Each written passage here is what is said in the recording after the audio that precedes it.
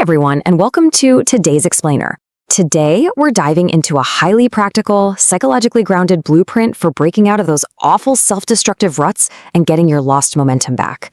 If you've been feeling stuck, uninspired, or just kind of paralyzed, you are in exactly the right place. Picture this. You were absolutely crushing it earlier this month, getting your reading in, hitting the gym, knocking out deadlines, and then suddenly, nothing. You wake up one morning with zero drive. Every little task feels 10 times harder, you're exhausted, and you've completely lost the motivation to keep being awesome. Where did it all go? It is honestly wild how fast the whole thing can unravel. What usually starts as skipping just one workout because, hey, you're tired, right? Quickly spirals. One day turns into two, and before you know it, it's been a whole week. You've swapped the gym for junk food, swapped reading for endless video games, and you're binging TV until your eyes cross. The worst part? You lose that mental clarity that made you so productive in the first place. So how do we pull ourselves out of this slump without just trying to white-knuckle it with sheer willpower? Well, we've got a 5-step roadmap today. We'll cover the anatomy of a rut, the motivation myth, the do-something principle, the primal versus logical brain, and finally, rebuilding through progressive overload. All right, let's jump straight into step 1, the anatomy of a rut, and recognizing that spiral of self-destruction.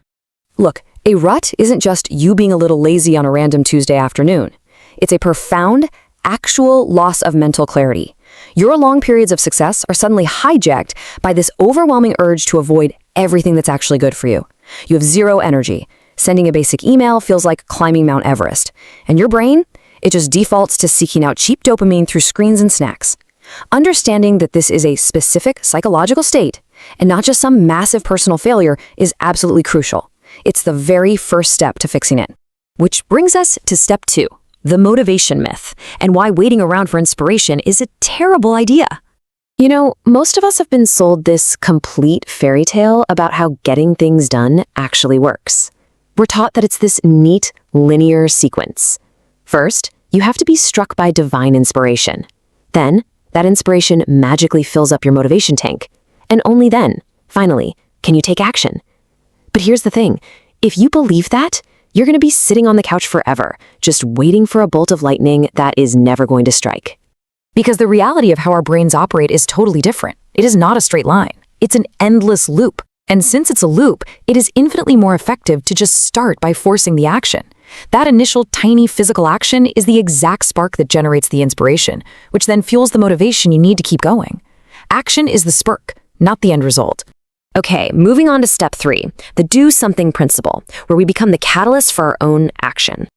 The big secret here is that you absolutely do not need some massive, life-changing epiphany to start making progress. You just need to initiate a minor movement to get the ball rolling. It's literally the ultimate hack for getting things done when your motivation tank is completely sitting on empty. Think about it. You take action without a drop of motivation all the time. I mean, you don't wait to feel deeply inspired to brush your teeth, right? You just do it. By convincing yourself to just open a blank document and type for literally 60 seconds, or grab a sponge and wipe a single kitchen counter, you create a microscopic win. And once you start, you essentially trick your brain into wanting to do more because you've already conquered the absolute hardest part, which is just starting. Now for step 4, primal versus logical brain. This is all about the intense internal negotiation happening in your mind. To get why these tiny, silly-sounding wins actually work, we've got to look at the literal tug-of-war going on inside your head. On one side, you have your logical brain, the prefrontal cortex. This is the sophisticated, future-planning part of you that has big goals. But on the other side, your primal brain, down near the brainstem, driven entirely by raw emotion and immediate impulses. When you're stuck in a rut, that primal brain is basically throwing a tantrum. It just wants to rest and soak up cheap dopamine. And here is where most people completely trip up. If your logical brain acts like some sort of iron-fisted dictator screaming at you to immediately jump back into 10-hour workdays after you've spent a week doing nothing, it's going to backfire horribly. If you demand way too much, way too soon, your primal brain feels ignored, it lashes out, and it forces you right back into burnout. You have to guide yourself with compassion, not punish yourself. And that leads us perfectly into our 5th and final step, rebuilding through progressive overload, where we essentially massage ourselves back into a productive lifestyle. So how do we actually balance those two sides of the brain for genuine long-term success? It's a strategy borrowed straight from weightlifting called progressive overload. The concept is super simple.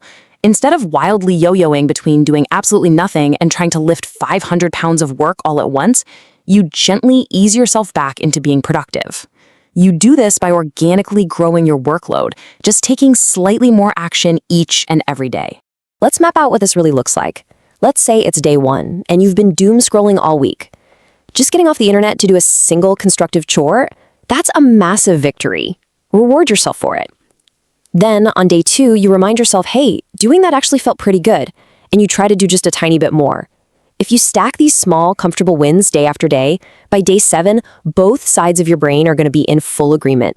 You'll slowly and safely rise from the ashes. The absolute key here to making this momentum stick, you have got to manage your expectations. Be incredibly patient with yourself. Make sure your logical brain is treating your emotional brain fairly. Celebrate those small daily improvements without any judgment. And always, always remember, compare yourself to who you were yesterday, not the carefully curated highlight reel of someone else today. So, since we now know that waiting around for motivation is a dangerous, endless trap, I want to leave you with a challenge to apply right now.